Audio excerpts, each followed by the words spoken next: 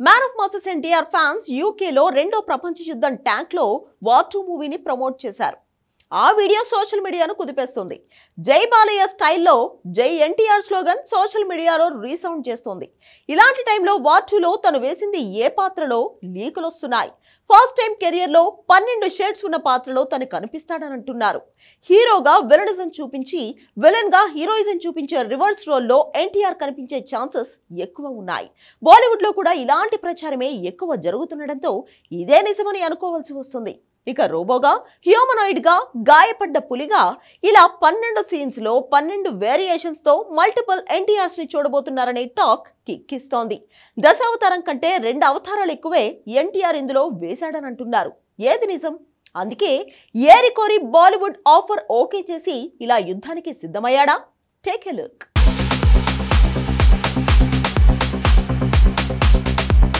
Man of masses ఎన్టీఆర్కి villainism కొత్త కాదు. జైలవకుశలో రావణుణ్ణి వెండితెర మీద వెలిగిపోయేలా చేశాడు. బేసిక్గా తనకి పర్ఫెక్ట్ పాత్ర పడితే, తనని కరెక్ట్గా వాడితే ఆ పాత్రతో ఆడుకుంటాడని అంటారు. టెంపర్ జైలవకుశలో నెగిటివ్ షేడ్స్తో ఎలా ఆడుకున్నాడో చూపించాడు. ఇప్పుడు మళ్ళీ వార్ 2 వంతొచ్చింది. ఇందులో ఫస్ట్ హాఫ్ మొత్తం తను హీరో పాత్రలో కనిపిస్తాడు, కానీ అందులో విలనిజం కనిపిస్తోందట.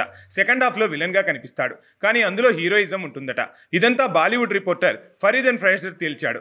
రీసెంట్గా తను వార్ 2 రషెస్ చూసినప్పుడు ఎన్టీఆర్ పాత్ర సాలిడ్గా ఉందన్నాడు. ఆ ప్రాసెస్లో భాగంగానే తను కొన్ని స్పాయిలర్స్ ఇచ్చాడు. అది కూడా ప్రమోషన్కి తప్ప సినిమా కంటెంట్ని లీక్ కానియకుండా జాగ్రత్త పడి ఇలా లీకులతో కిక్కిస్తున్నాడు. వార్ 2లో ఎన్టీఆర్ ఏకంగా 12 షేడ్స్లో కనిపిస్తాడట. అంతేకాదు, మనిషిగా, రోబోగా, సగం రోబోగా 3 వేరియేషన్స్లో తన పాత్ర ఉంటుందని, అందులో ఒక్కో పాత్రకి 4 షేడ్స్ చొప్పున 12 షేడ్స్లో ఎన్టీఆర్ కనిపిస్తాడని తెలుస్తోంది. ఇంతగా పాత్ర సాలిడ్గా ఉంది కాబట్టి వార్ 2 మూవీతో బాలీవుడ్ ఎంట్రీ ఇస్తున్నట్టున్నాడు. బేసిక్గా పాన్ ఇండియా కింగ్ ప్రభాస్ తర్వాత ఆ రేంజ్లో వరుస హిట్లు భారీగా నార్త్లో మార్కెట్ పెంచుకున్న ఎన్టీఆర్ అసలు హిందీ సినిమా చేయాల్సిన పనే లేదు. తను తెలుగులో చేసి హిందీలో రిలీజ్ చేసిన బాక్సాఫీస్ షేక్ అవుతుందని RRR దేవర్తో తేలిపోయింది. అయినా బాలీవుడ్ మూవీ చేశాడంటే వార్ 2లో మతిపోగొట్టే పాత్ర దక్కడమే రీజన్. బేసిక్గా ఎన్టీఆర్ స్టోరీ సెలెక్షన్, డైరెక్టర్తో కనెక్ట్ అవ్వటం, ఇవన్నీ చూస్తే తననే దేశముదురు అంటారు. నాని, బన్నీతో పోల్చిన ఎన్టీఆర్ రూటు సపరేటే, మాసు నాటు. అందుకే తనను కాపీ కొడుతూ బన్నీ కూడా ఎన్టీఆర్ కమిటైన దర్శకులనే వేటాడుతున్నాడు. సో వార్ 2 నిజంగా బాలీవుడ్ రిపోర్టర్ ఫరీదున్ చెప్పినట్టు జరిగితే 2000 కోట్ల వసూళ్లు ఈ మల్టీ స్టారర్ మూవీకి పెద్ద టార్గెట్టే కాదు.